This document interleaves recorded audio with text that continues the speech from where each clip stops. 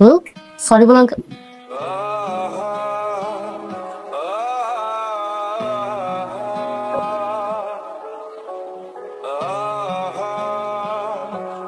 কোন নাম কি? মানে কোথায়? চাচা আপনি ওরা চিনলেন না? আমি শাহেদ পাশের মহল্লাতে থাকি।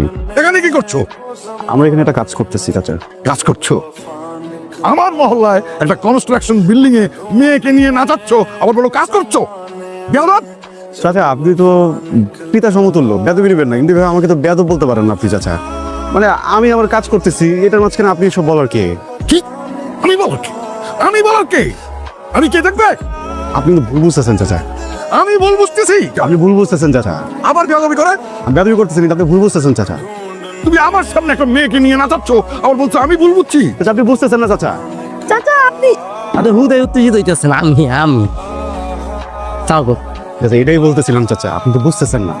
ও এবং আমরা দুজন হচ্ছে কি এলাকা ভিত্তিক শিল্পকর্মী, বুঝছেন? আমরা এখানে আর্ট কালচার প্র্যাকটিস করছি চাচা, আর আপনি এসে আমাদেরকে গালমন্দ করতেছেন চাচা। দেখেন একবার ভেবে, এটা খালি কনস্ট্রাকশনের বিল্ডিং পেয়ে এখানে কিন্তু মহল্লার ছেলে পেলে ঢুকে নেশাও করতে পারতো না চাচা? এই পারতো না রে? তুই চাইলে তো বিড়ি খায় আর খবর করতে তোমার ছাড়তে পারতি কিন্তু। এটা কথার কথা, কিন্তু আমরা দেখলে কিছু করতেছি না। আমরা এখানে প্র্যাকটিস করতেছি। কেন প্র্যাকটিস করতেছি? কারণ আজকে বিকেলে বড় মাঠে গিয়ে আমরা আরো বড় পরিসরে প্র্যাকটিস করবো অনেক মানুষের সামনে। এটাই আমাদের ইচ্ছা, দৃঢ় বিশ্বাস, আত্মপ্রত্যয়। চাচা চাচা আপনি বেদবি মাফ করবেন, এবং বিকেলবেলা আমাদের এই নাটকটা দেখতে আসবেন। নামটা বলে দে। চাচা কেন প্রশাসন চাচা নাও গো।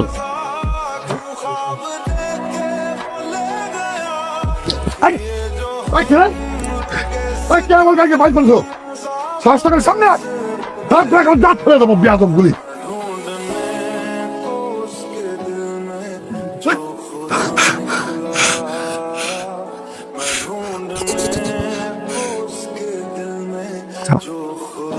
সামনে আয়। তুমি কি আমার বাবাকে বখাটে ডাকলা? না, ওইভাবে রাখি নাই, কিন্তু আমার মনে হয় উনি যেটা করছে সেটা কিন্তু ঠিক করছে না। আমার বাবা কোনো উত্তক্ত করেনি কাউকে, আমি খোঁজ নিয়ে দেখছি। পিচ্ছি পিচ্ছি পোলা পাইন ফাইজলামি করে, ওদেরকে ঠিক পথ দেখানোর জন্য বাবা ওদের বাবা মাকে বলে দিছে। ওদের তো ভালোর জন্য করছে এটা। তাই না? তোমার বাবার কাছে মনে হয় 30 বছরের নিচে কারোরই অধিকার নেই প্রেম করার। তো তোমার বাবার ক্যালকুলেশনে তো তোমার আমার প্রেম করার অধিকার নেই।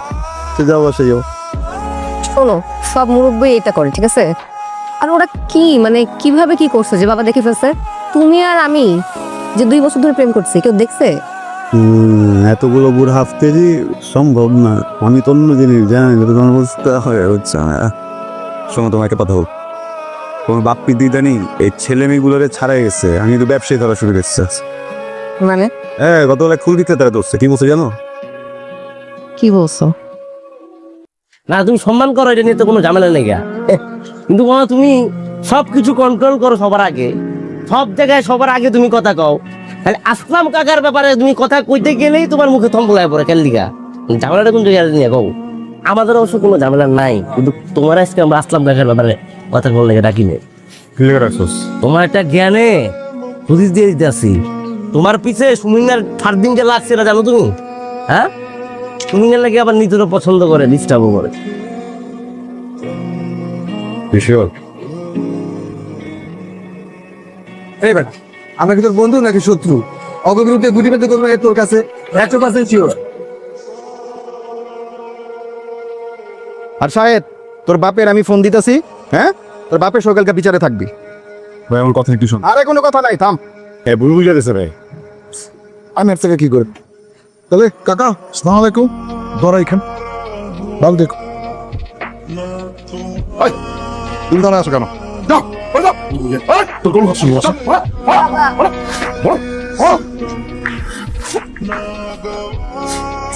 বাবা শোনো না, আমার কথা একটা বয়স না। একটা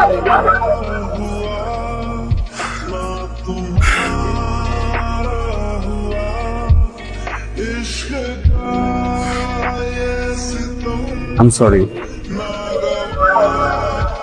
আমি আর কখনো তোমাদের সঙ্গে গায়ে রাখবো না। ওকে?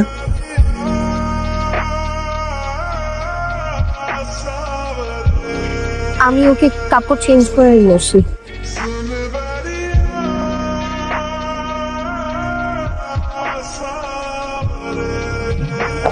কি সুন্দর পরিবার আপনার,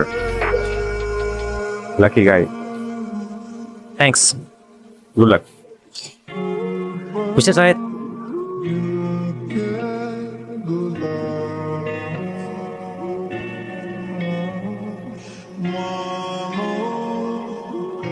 আপনি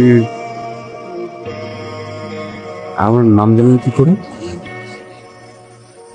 আমি আপনাকে খুব ভালো করেই চিনি, আর আপনার নামটাও আমার জানা। আমাদের কি কখনো পরিচয় হয়েছিল আগে? না, আপনার সাথে আমার কখনো পরিচয় হয়নি, তবে আমার পরমা সুন্দরীর সাথে আপনার পরিচয় ছিল, আর তার থ্রুতে আমি আপনাকে চিনি। মানে? মিস্টার সাহেদ, আমরা দুজনেই ম্যাচিউরড। আমার মনে হয় না যে এই ব্যাপারটা ব্যাখ্যা করার প্রয়োজন আছে, তবে আমার খুব ইচ্ছা ছিল যে কখনো আপনার সাথে যেন আমার একবার হলেও দেখা হয়, যে কোন মানুষটার জন্য আমার পরমা সুন্দরী এত সাফার করেছে। আপনাকে যেন একবার হলেও আমি আস করতে পারি যে আপনি কেন নিরুকে ছেড়ে চলে গিয়েছিলেন। তবে আজকে আর ওটার আনসার দরকার নেই আমার। থ্যাংক ইউ সো মাচ আমার সংসারটা না ভাঙার জন্য। আপনাকে দেখার পর আমি ভয় পেয়ে গেছিলাম যে আপনাকে দেখে নিতে কি রিয়েক্ট করবে, বা আপনি বা এমন কোনো কিছু বলে ফেলেন কিনা যে আমার সংসারটা নতুন কোনো ঝামেলার তৈরি হয়। কিন্তু আপনারা দুজনেই ব্যাপারটা তো সুন্দর করে হ্যান্ডেল করে নিলেন যে মনে হয়নি যে আপনাদের মধ্যে কোনো সম্পর্ক ছিল। নিতুর সাথে আমার বিয়ে হওয়ার পর ওকে নর্মাল করতে আমার যথেষ্ট বেগ পেতে হয়েছে, যথেষ্ট সময় লেগেছে। রাতের পর রাত ঋতু আপনার জন্য কান্না করতো। আমি তো ভয় পেয়ে গেছিলাম যে আমি নিতুকে আদৌ ঠিক করতে পারবো কিনা। অনেক সময় লেগেছে, অনেক সময়ের পর আমি আমার এই সংসারটা গুছিয়েছি। মিস্টার আজাদ, আজাদ, দেখুন, একটা পুরনো সম্পর্কর সাথে একটা গোছানো সম্পর্ক, একটা গোছানো সংসার অনেক বেশি ইম্পর্ট্যান্ট। এই কথাটা যেমন আমি বলছি, এই কথাটা হয়তো আপনার ওয়াইফ বলেছে। খুব সুন্দর একটা সংসার আপনার, নিজের সংসারের যত্ন নিবেন, নিজের পরমা সুন্দরের যত্ন নিবেন। আসি, আর কখনো দেখা হবে না। ভালো থাকবেন। তোমার মাঝে